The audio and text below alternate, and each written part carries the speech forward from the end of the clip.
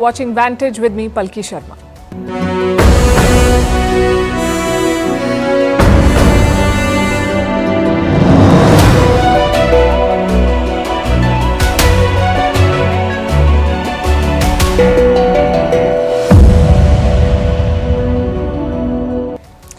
We haven't talked about West Asia in a while. There was just too much happening in Bangladesh, but the threat of escalation from Iran is very much alive there. Flights are being diverted, more American military assets are being deployed in the region, and some telling statements are being made. Iran's attack on Israel seems imminent. The story here is what's taking them so long and whether their proxies are still aligned. We'll discuss all of that. In Bangladesh, the caretaker government is in place and it has its work cut out. Stopping the attacks and restoring order is the first priority. India is fending off infiltration attempts. We'll tell you what's the status of the Hindu minorities there. In the UK, an interesting twist in the ongoing riots. Counter-protesters have now taken over. It just shows how deeply divided the country is. In Ukraine, the war is set to escalate. Kiev attacked inside Russian territory. The West says they had no clue, and Putin is said to be furious. In the US, is Donald Trump's running mate J.D. Vance going from being an asset to a liability? His statements and actions are not helping, it seems. Elon Musk is going after advertisers as X faces the prospect of bankruptcy. Terror group ISIS targets Taylor Swift concerts in Europe. Russia's clout in Africa is growing. We'll tell you why the Nigerian government is spooked. And astronauts went into space for 8 days, may end up being stuck there for 8 months. What are NASA and Boeing hiding? We'll discuss all of that and more. The headlines first. Israel revokes the diplomatic status of 8 Norwegian envoys, accuses Oslo of anti-Israel behavior. In the month of May, Norway had recognized Palestinian statehood. It has also backed the International Criminal Court's case against Israel over Gaza. Oslo warns that this decision by Israel will have consequences. Attend mosque 5 times a day or be punished. That's the warning by the Taliban chief to Afghan government employees. The Taliban have already imposed sweeping restrictions on women. Since the 2021 takeover, the Taliban chief runs the government from his hideout in Kandahar. A powerful earthquake strikes southern Japan. It triggered a tsunami warning, but no major damage has been reported. Japan sits on the Pacific Ring of Fire. It accounts for around 18% of the world's earthquakes. A Miss South Africa contestant quits amid a citizenship row.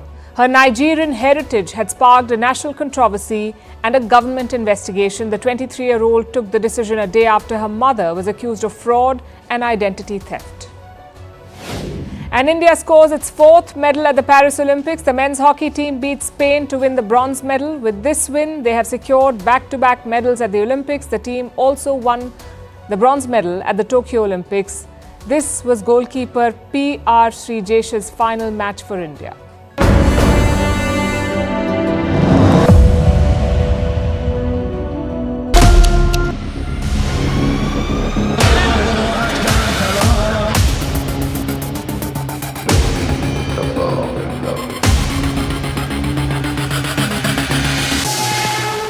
مؤثرا فاعلا وبيننا وبينهم ما زالت الأيام.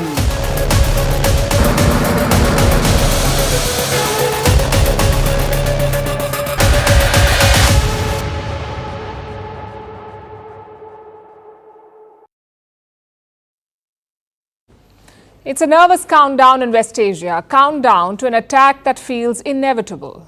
More military muscle is coming into the region, frantic diplomacy is underway, and airlines are staying away from the skies. All classic signs of an impending attack. The only question is the time and scale. Iran had promised to attack Israel last week. US intelligence said they would attack on Monday, but so far it's all been silent. So tonight we're looking at Iran's impending attack. What explains the delay? How is the West preparing? And will Iran's proxies stay loyal? Because the indications are the axis is divided. And don't get us wrong here, we are not saying that Iran should launch an attack. If they're showing restraint, it's great. Maybe Israel and the US should learn from them. But logic says an attack will come. The only question is how and when. Let's look at what Tehran has been doing. First, they raised the issue at the United Nations Security Council. They made their intentions quite clear. A retaliation would come. Then they began speaking to allies. On Monday, a top Russian security official visited Tehran. He was carrying a message from Vladimir Putin. And what did the Russian president have to say? Avoid civilian casualties. That was Putin's message to Iran. I wish he would heed his own advice in Ukraine, but that's a different issue. Along with the message, Russia also gave some weapons, air defense systems and radars. You can't use these weapons to attack Israel, but you can defend against a response. So maybe Tehran was waiting for these weapons. Which brings us to the third step, diplomatic support. On Wednesday, the Organisation of Islamic Cooperation, OIC, held a meeting. The OIC is a group of 57 Islamic countries. They claim to represent all Muslims in the world. And look at their joint statement. This is what they said. We hold Israel fully responsible for the heinous attack on Ismail Haniyeh, which constitutes a crime of aggression and a serious infringement of the sovereignty, territorial integrity and national security of the Islamic Republic of Iran. That's what the OIC said. Their message is quite clear. Israel is completely at fault. They're not asking Iran to hold back, but Western countries are. They want Iran to de-escalate. We don't want to see this conflict escalate. We certainly don't want to see any sort of all-out regional war. And there's not a whole lot of indications that other parties here want to see the same thing, which is why we're working really, really hard with intense diplomacy to try to avoid an escalation. And it's not just words. The US is using military deterrence too. They have moved more assets to West Asia. One extra squadron of F-22 fighter jets, multiple Navy cruisers, naval destroyers and land-based missile defense systems. The US is also sending a new aircraft carrier, the Abraham Lincoln. It is currently sailing in the Eastern Pacific. The US is routing it to West Asia. And don't forget, this is all additional deployment. The Americans already have a lot of assets in the region. Some 80 combat aircraft, 80, more than a dozen warships, and 4,500 sailors. So Washington is ready to step in and defend Israel. Is that why Iran is delaying? Well, it is possible. But a bigger worry would be Israel. Benjamin Netanyahu has shown that he has no red lines whatsoever, whether it's in Gaza or Lebanon or Iran. So the response must be carefully calibrated. If it's too strong, Israel may hit back hard. If it's too weak, no one will take Iran seriously. And finding that balance is tough. Maybe Iran will take a few more days to find it. Or maybe they'll find it tonight, who knows? But their proxies could be running out of patience. Just look at the Hezbollah. Israel killed their top commander last month, that too in a suburb of Beirut. Since October last year, Israel has killed more than 300 Hezbollah fighters, so they are eager to hit back. Our response is coming. This is the first, alone or with the axis of resistance, because these hypotheses exist. We can all respond at one time, or it will depend on the interest of the axis that everyone can respond according to his time, in his own way, and up to the goals that he chooses.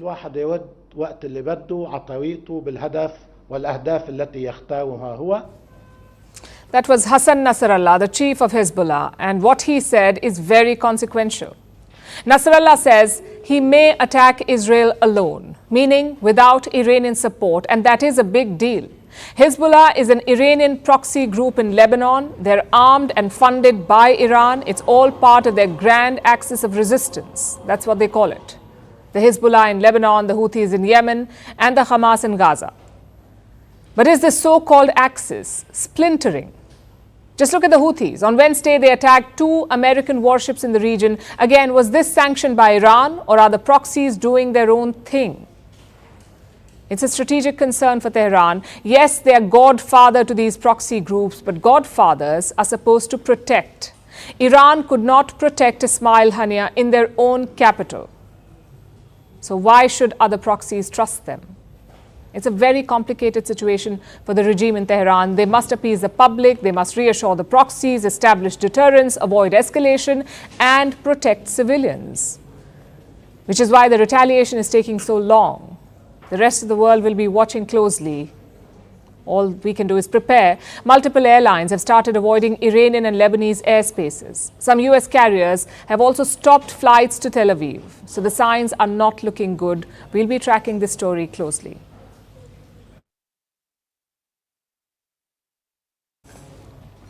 Now let's talk about Bangladesh. A few minutes back, the interim government took charge. Nobel laureate Mohammad Yunus will lead it. He'll serve as the chief advisor of the country, sort of like a temporary prime minister. And what about his team? Well, along with Yunus, 16 other advisors took the oath of office today. They will have the same powers as a government minister, and none of them is a mainstream politician. These advisors come from diverse backgrounds. Some of them are professionals, others are members of the civil society. Reports say student protesters have also been inducted in this interim government. So it's quite a diverse and unlikely group to lead a country, and that too in this time of chaos. Mohammad Yunus and his team are staring at a significant challenge. Their KRA is to put Bangladesh back on track. Yunus landed in the country only this afternoon and he was given a warm reception.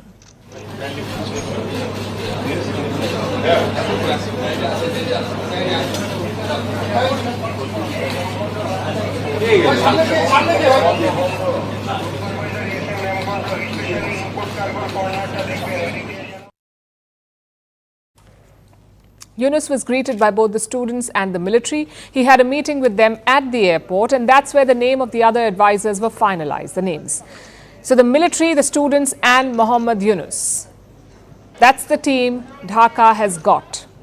Later in the day, they held a press conference, Yunus along with the students, and he looked quite moved. At one point, he was holding back tears. I remember Abu Saeed today. An unbelievably courageous youth he was. His image is engraved in the hearts of every person in the country. The country has been liberated for the second time with this. He was referring to Abu Saeed, one of the first student protesters who was killed by the police in the protests over the past month. They were violent. We saw clashes and brutal crackdowns. The police force used bullets to silence the protesters and ended up killing dozens of them. Now that the regime has fallen, the cops are missing in action. A large number of them went into hiding after Monday. Bangladesh has some 650 police stations. Local media reports say 450 stations were impacted by Monday's violence. In Dhaka alone, many police stations have been destroyed. Their windows are broken. Police vehicles and furniture have been torched. Basically, the Bangladesh police force has collapsed. So the job of policing has fallen to the army. As of this morning, Bangladeshi soldiers were guarding multiple government buildings. And Mohammad Yunus spoke about this today. He said restoring law and order was his first priority. Our first order of business should be to restore law and order. Until that is taken care of, we will not be able to proceed to further improve the situation. You have shown faith in me, and the students here have reassured me to carry out that duty. I request the residents of Bangladesh to believe in me. If you do that, there will be not attacks at any locations in the country.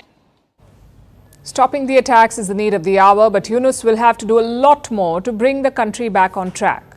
Look at the economy, for instance. The political chaos and churn hit Bangladeshi banks today. At least 6 banks face protests from their own staff.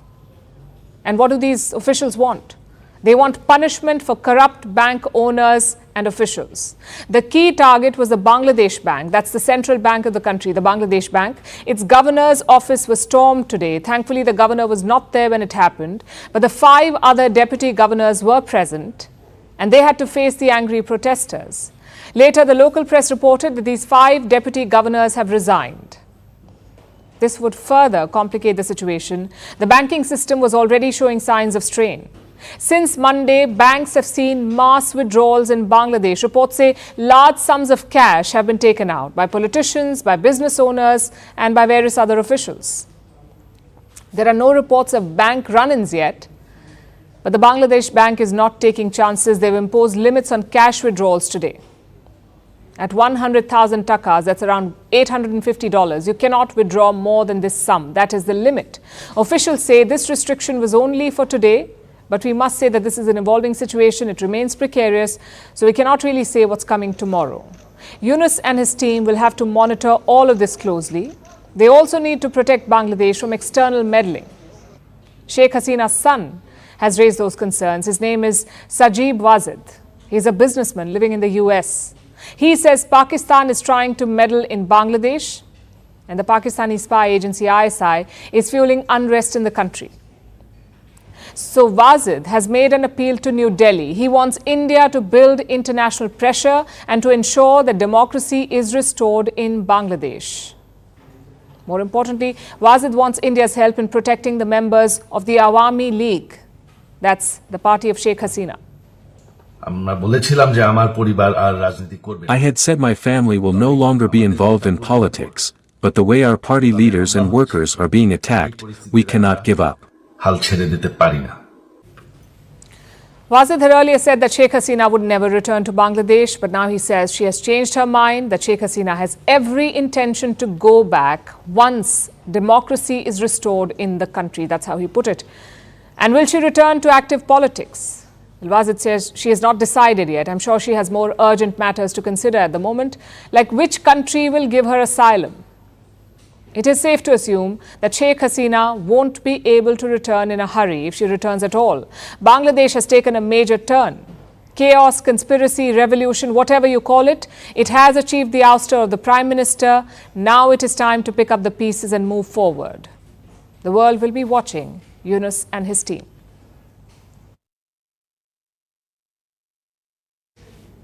So Bangladesh has taken the first step. They have appointed an interim government. The next step is to restore normalcy. And India too is hoping for that, because unrest in Bangladesh is a worry for India, especially at the border. It's more than 4,000 kilometers long and very porous, the India-Bangladesh border, 4,000 kilometers. So India's border forces are on high alert, and with good reason.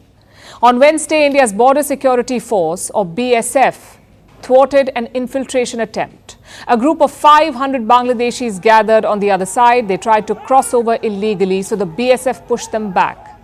However, questions remain. Why did this group try to breach the border? Were they fleeing persecution, or was it just another infiltration attempt? Well, the BSF has released a statement. Listen to what they've said. This is the Indian Border Force.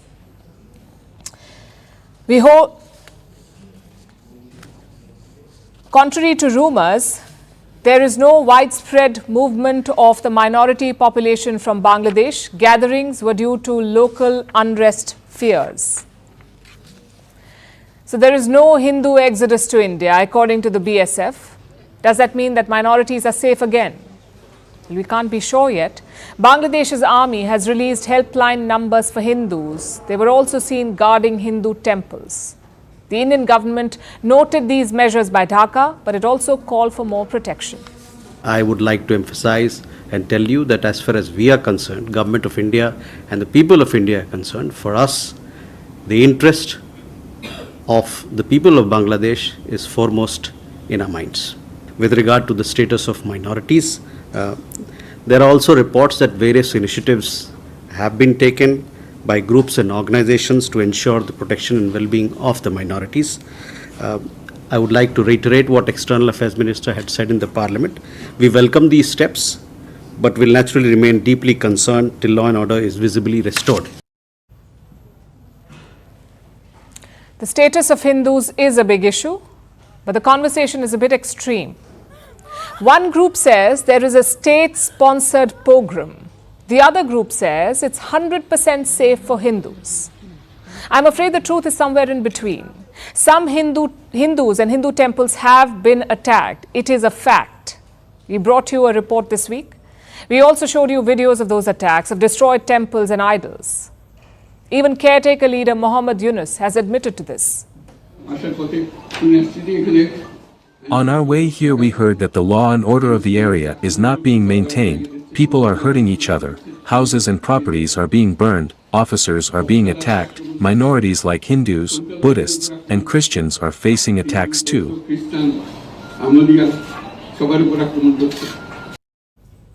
So attacks on minorities are happening, and it is a matter of concern. But is it a nationwide cleansing campaign? Thankfully, it's not. Hindu leaders in Bangladesh have started speaking out. They say it is not a pogrom, but we can't take that for granted, especially in the age of social media. You see, all it takes is one post or one message to light a fire, and it doesn't even have to be true. Look at this video on X. It shows a woman gagged and bound to a railing. Now look at the caption. This is what is being done to Hindus in Bangladesh. Except this video is fake. It's a scene from an Indian college drama in 2021. The man who posted it is a British politician. He leads a fringe party in the UK. He's got around 200,000 followers. This is fake. I have another example for you. This video claims that cricketer Liton Das's home was attacked. Now, Das is a Hindu and he plays for Bangladesh, but his home was not attacked. It was another piece of fake news. Needless to say, such posts do not help India.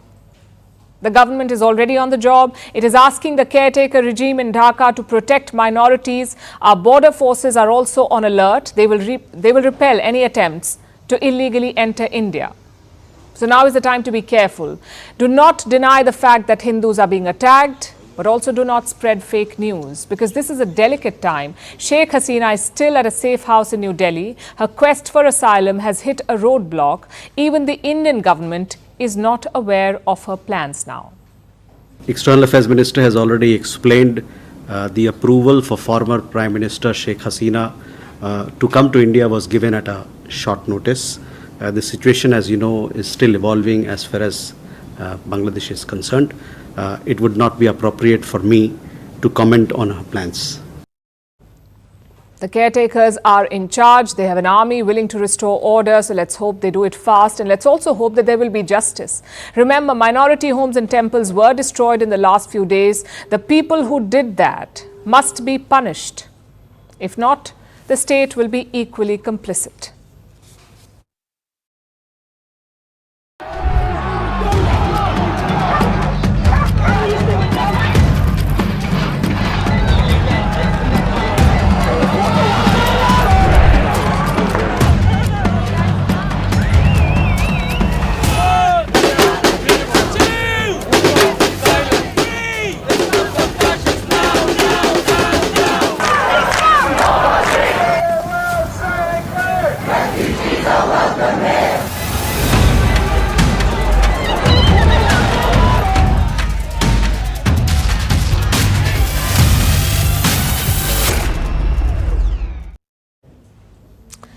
Now we turn to the United Kingdom. For a few days now, that name has seemed ironic, United Kingdom, because unity wasn't really on display. In fact, it was the opposite.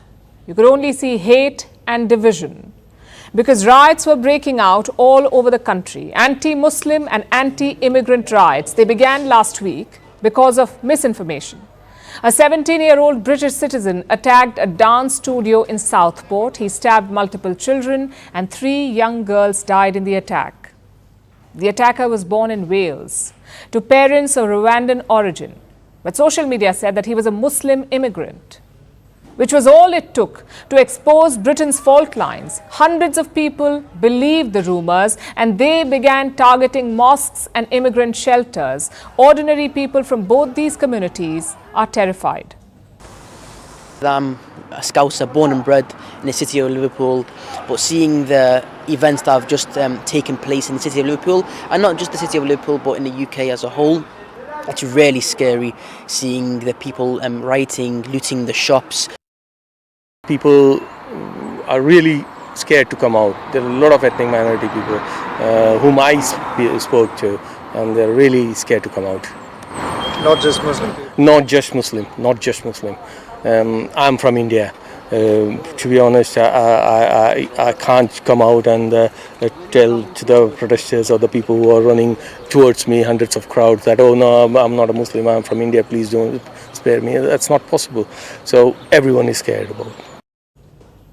People from every minority community have been scared all over the UK. The riots began in Southport, the city where the stabbings took place, and then they spread all over the country. From Belfast in Northern Ireland to Sunderland in northeast England to Plymouth in the southwest. Almost every major city saw riots, and more were expected yesterday. About 100 locations were facing quote-unquote credible threats. 6,000 British police officers were mobilized. They were preparing for the worst. But then this happened. If we don't get no justice, then you don't get no peace. Can we hear? Stand up, fight back. You'll never be defeated. All straight. All straight. Thousands of counter-protesters took to the streets yesterday. These are people who oppose the recent violence, people who oppose the rioters. And what do these counter-protesters want? They want to keep welcoming refugees into the UK. They want to keep promoting the idea of British multiculturalism.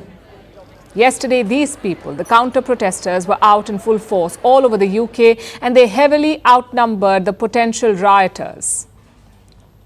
Look at this picture from Brighton. There's a sea of counter-protesters, and there's a small area cordoned off by the police. They're in bright yellow vests. The police made that little bubble to protect the anti-immigrant demonstrators. Only 4 or 5 of them had shown up. And they couldn't do much. They were surrounded. The sea of counter-protesters raised slogans. They kept chanting, "Nazi scum off our streets." In fact, this chant was heard all over the UK yesterday. Right? You good, dude?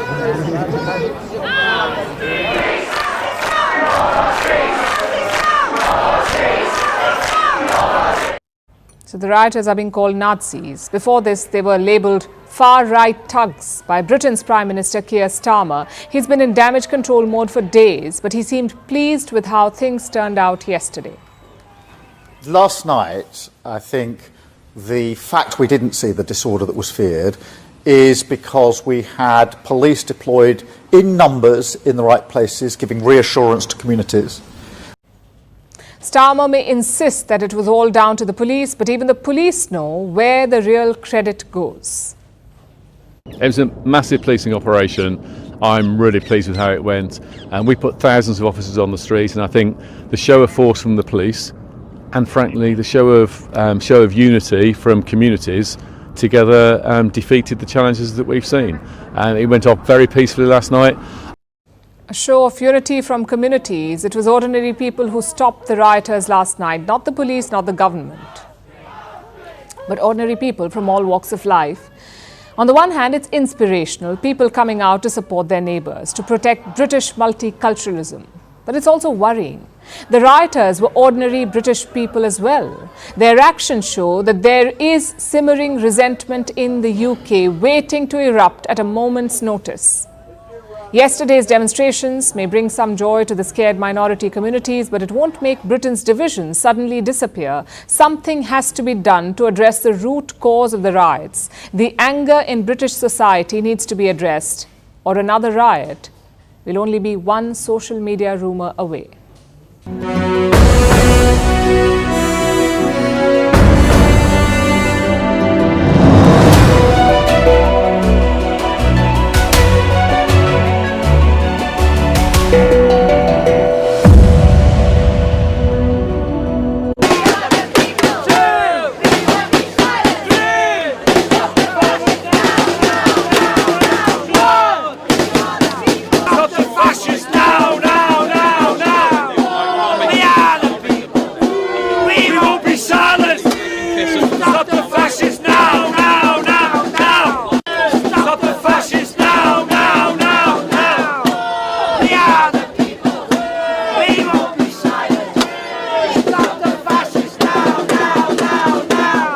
And our message is to say that everyone together, look around. There's no trouble. Everyone's getting on. Look at the different complexions of people, all the different religions and races. Everyone hugging each other, shaking each other's hands, given water. Do you know what I mean? And this is what this area is about.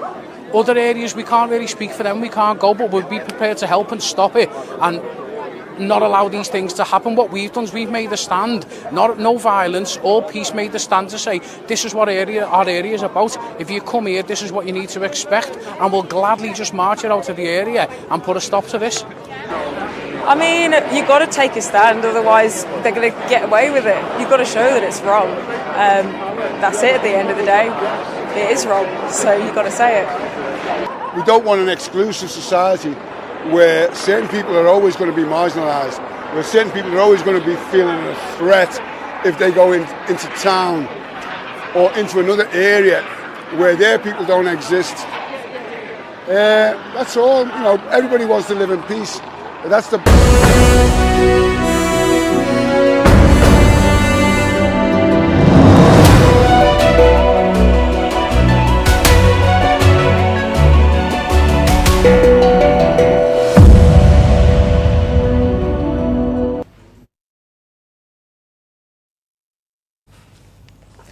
Let's turn to Ukraine now, where the war is set to escalate. Kiev has launched a major attack inside Russia, and Vladimir Putin is lashing out at them.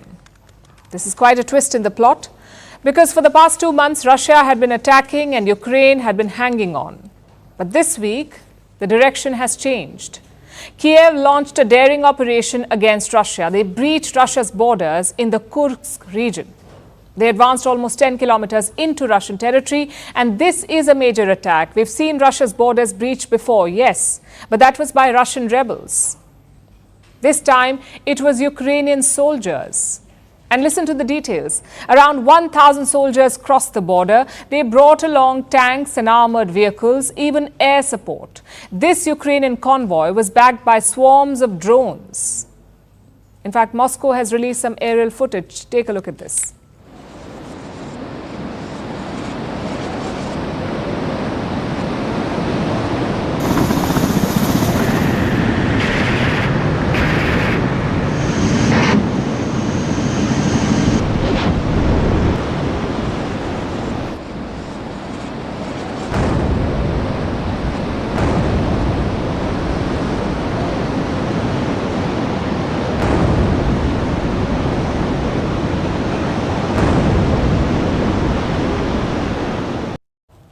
So what's the status now? The Ukrainians managed to reach a city called Sudzha. This is now the third day of fighting. Russian soldiers are trying to flush out Ukrainian troops. Chances are it will be done soon. Moscow says Ukraine has lost 82 armored vehicles, and that includes 8 tanks. But was this incursion worth the cost? Symbolically, yes, you could say, Russia is the largest nuclear power in the world. It is a country in a state of war, yet a massive enemy convoy managed to sneak in undetected. They breached 2 lines of Russian defense and 1 Russian stronghold. It's a massive intelligence and military failure. And Vladimir Putin knows this. He convened a key meeting yesterday. He was briefed by the military and the regional governor. Afterwards, he called the attack a major provocation. We will have to start with the events in the Kursk region.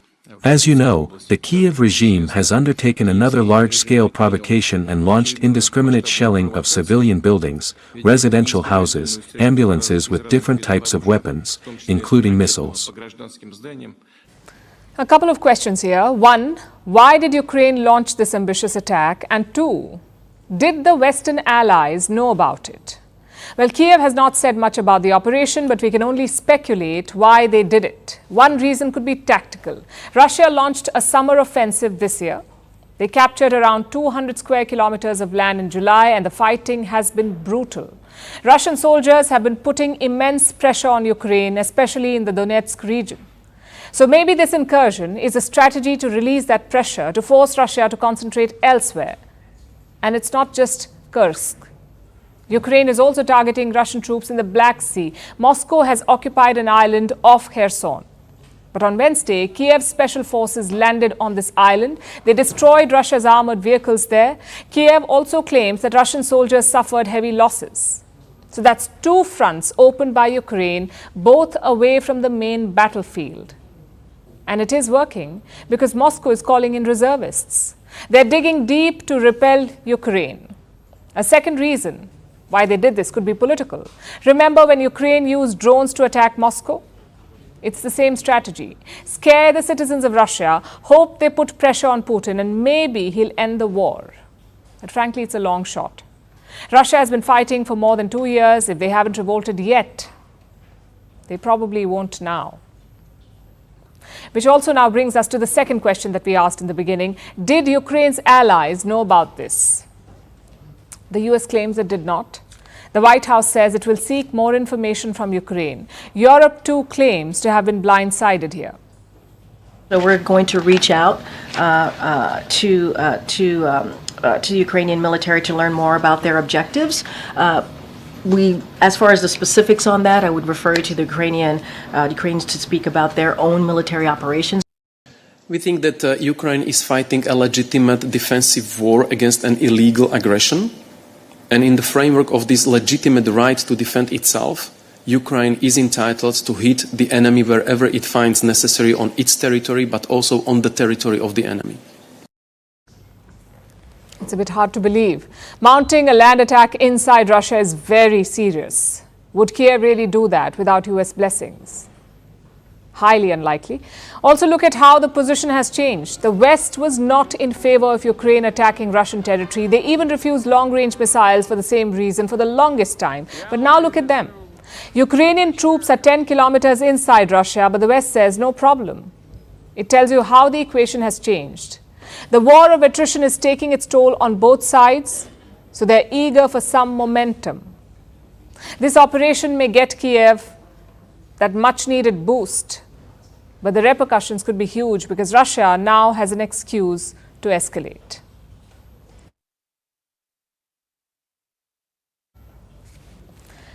Our next story is about Trump's running mate, J.D. Vance. He's having a rough time on the campaign trail. Yesterday, he was in Wisconsin. Kamala Harris was also there to campaign, and they both happened to be at the airport at the same time. So Vance tried to confront Harris. He approached her aircraft, but couldn't find her. When reporters asked him about this, J.D. Vance said he just wanted to check out the vice president's plane. If this sounds bizarre, it's not his first or worst such act. And observers now say that such antics may be hurting Vance politically. Our next report tells you how.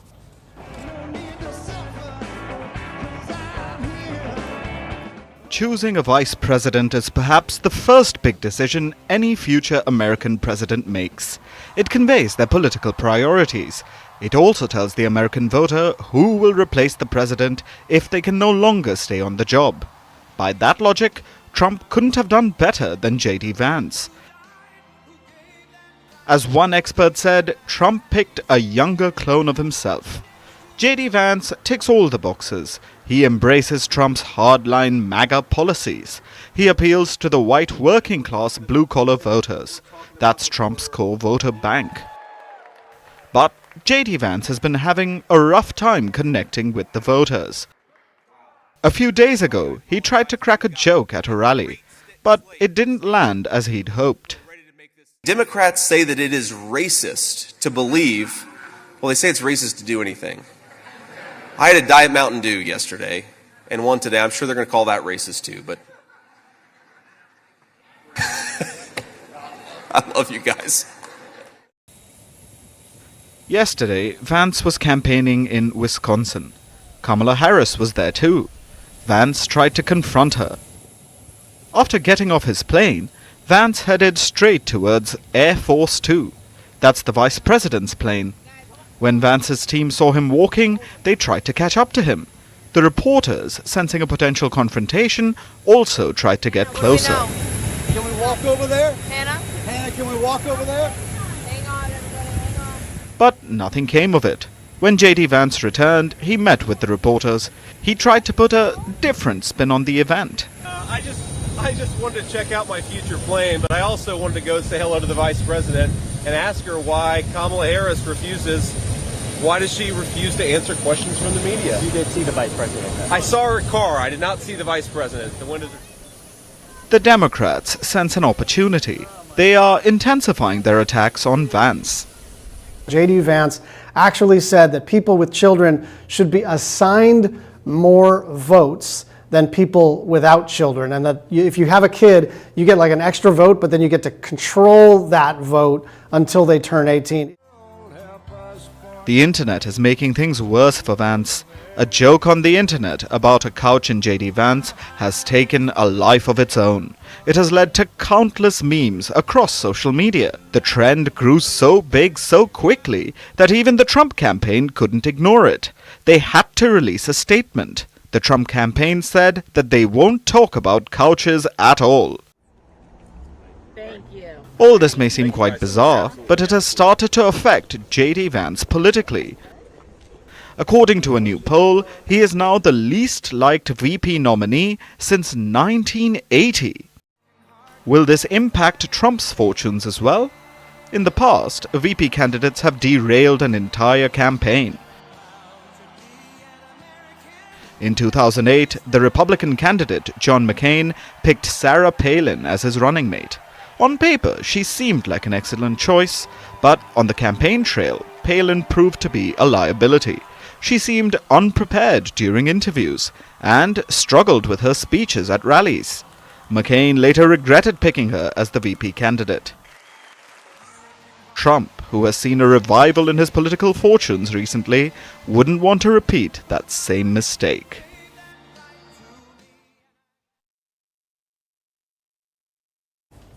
Last year, Elon Musk recommended a book to his fans. It was called The Capitalism Manifesto. The Tesla CEO called it a must-read. According to him, capitalism is more than a good thing. It's morally right. That's what Elon Musk has been saying. But what happens when he faces the wrath of capitalism? When advertisers exercise their free will? When they choose his competitors over Musk? Well then, Elon Musk does an Elon Musk. He throws a fit and even decides to sue them.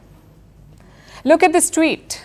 He says, and I quote, "We tried peace for 2 years, now it is war." Not like the world needed more wars, but here we are. So what is the so-called war about?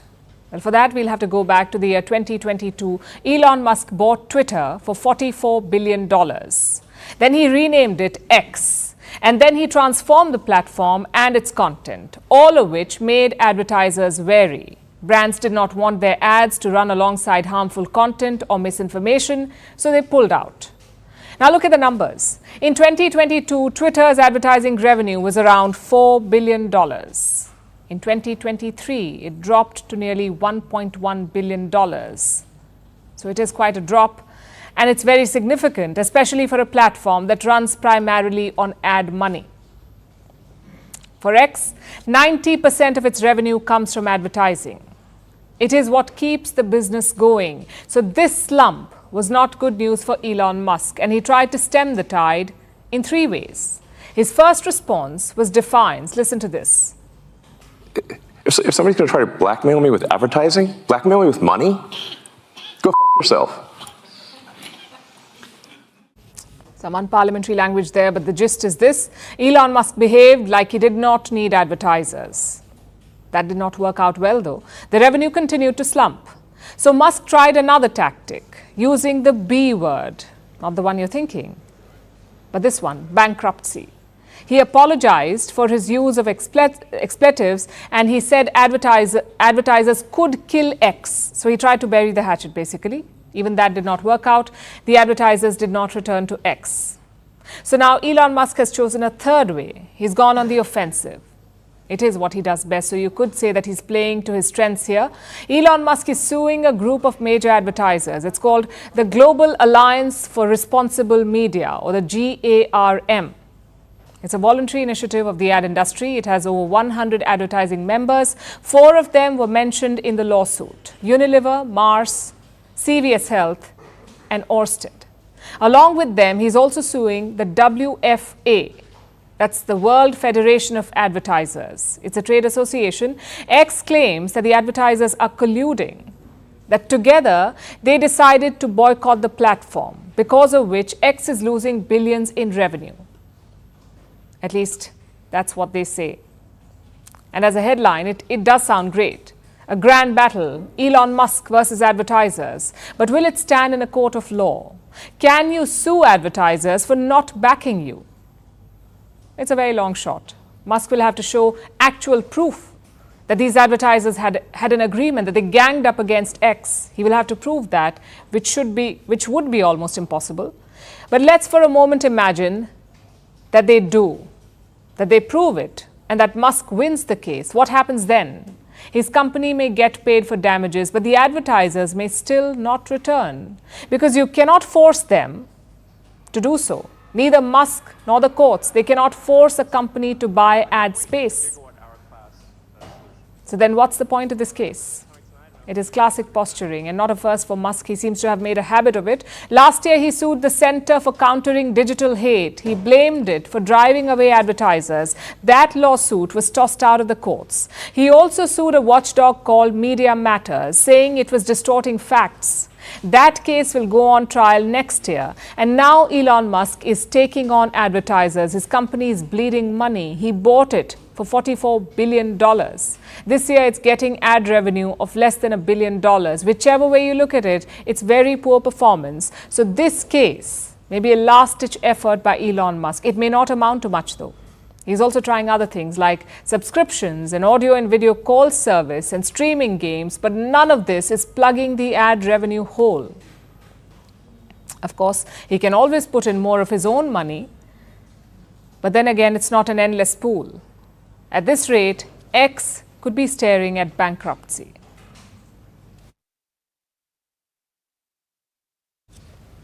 A few years ago, Taylor Swift mentioned her biggest fear: a terror attack at one of her shows. Well, that fear may not have been unfounded, as she learned today.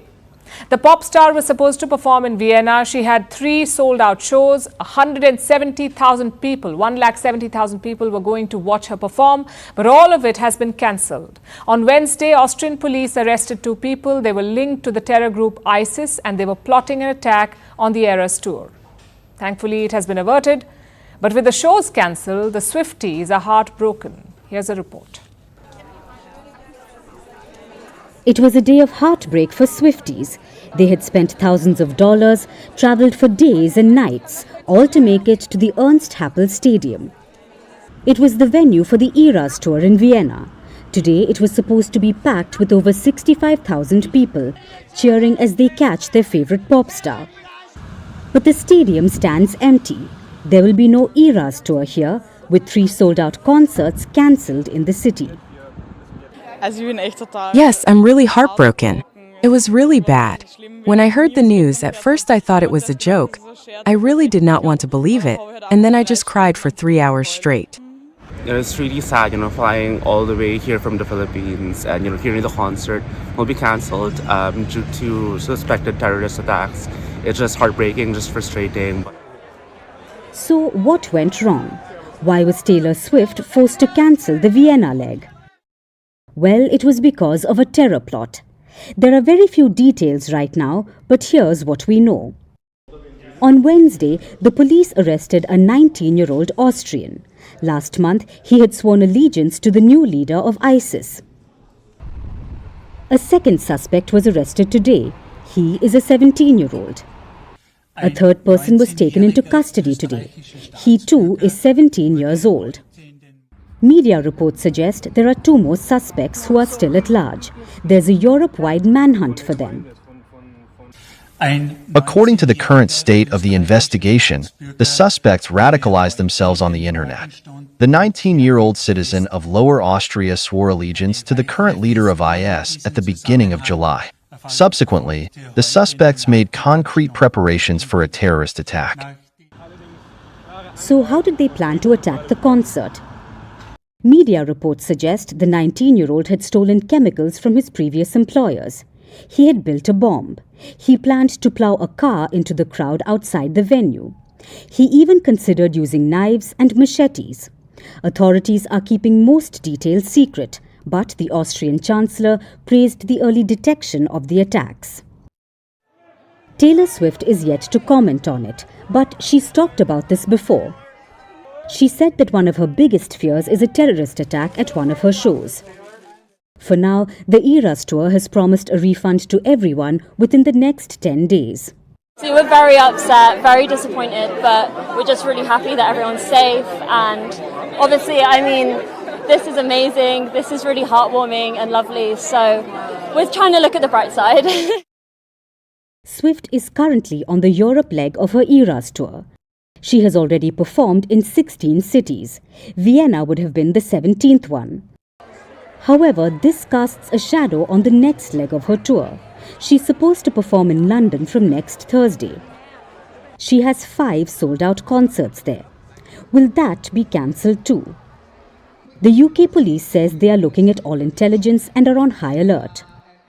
For now, her London fans hope that it won't be a cruel summer for them.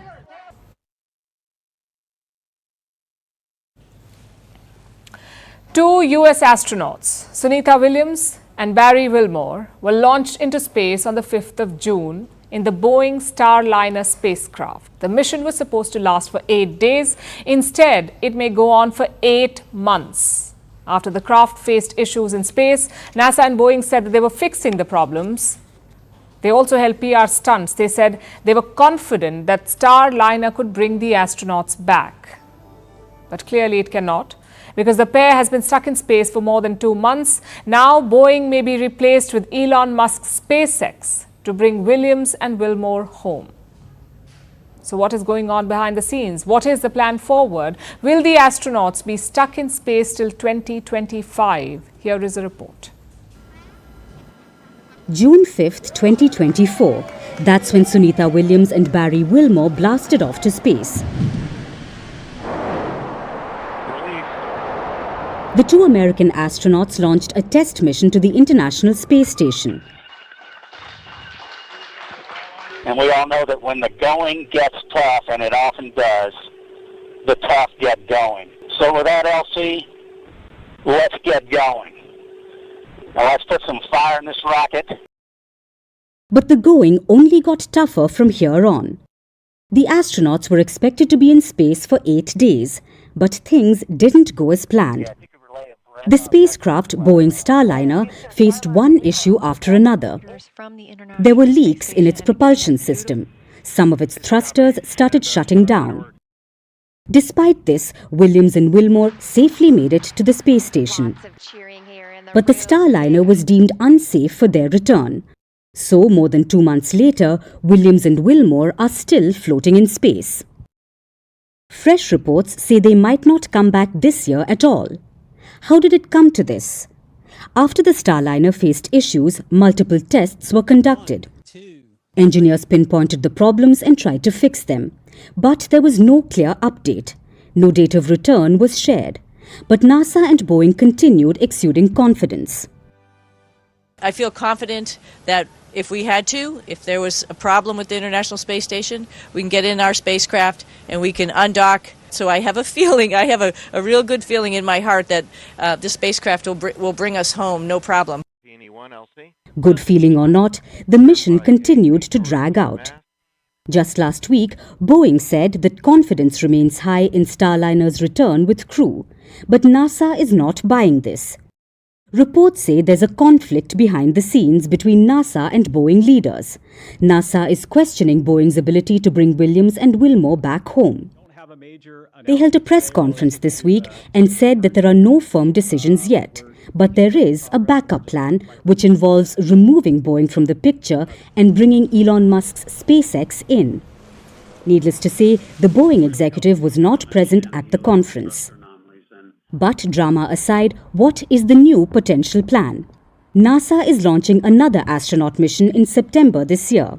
The flight will be made by a SpaceX crew, Dragoncraft. Williams and Wilmore can get on this and come back to Earth. But here's the catch. This mission will only end in February 2025, so the astronauts will have to remain in space till then. And what of Boeing's Starliner? It might be returned to Earth without any crew under computer control. This will be a big blow to Boeing, which has been battling a PR crisis over its aircraft for years now. At the same time, it has been competing with SpaceX, and the latter has been in the lead.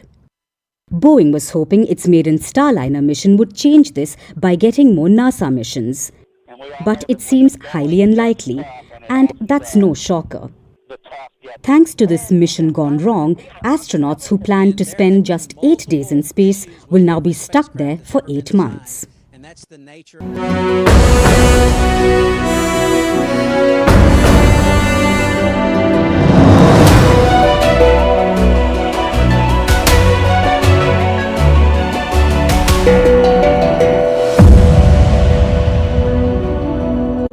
Everybody wants to live in peace, and we can do that. We've done it for years in certain areas. Not until the politicians stayed it up has it ever been like this.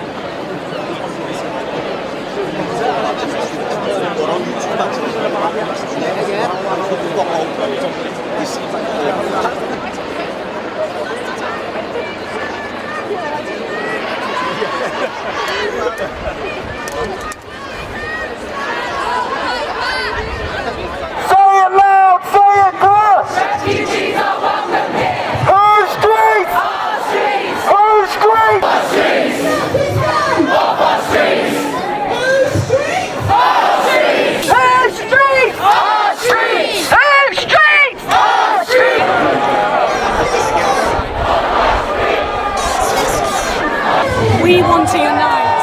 We want to send a clear message that these are our streets. We've worked hard to create unity, and we have a community.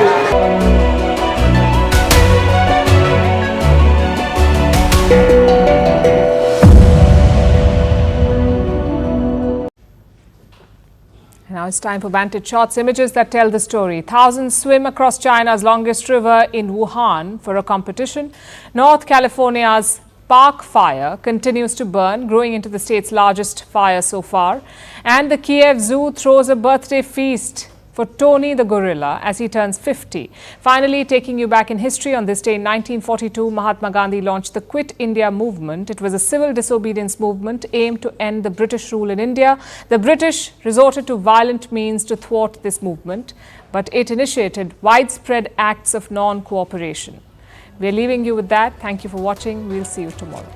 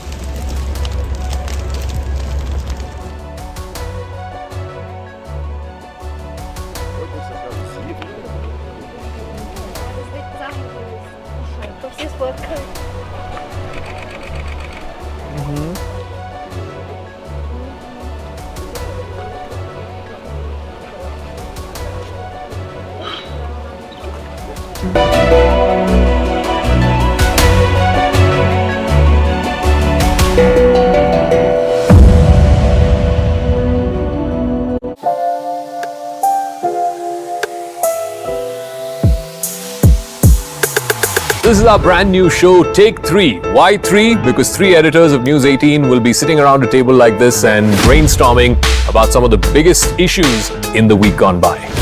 And give you a 360 perspective on what the newsroom and the three of us think about the major stories across the divides. But what unites us, ladies and gentlemen, is our commitment to getting you the facts and the right perspective. See you on Take 3. Saturday 8:30 p.m, Sunday 9:30 p.m. on CNN News 18.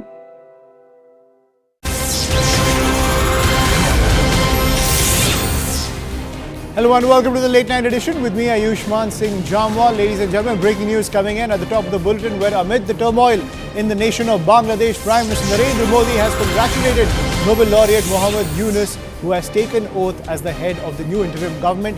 He has said, and I quote, "My best wishes to Professor Muhammad Yunus on the assumption of his new responsibilities.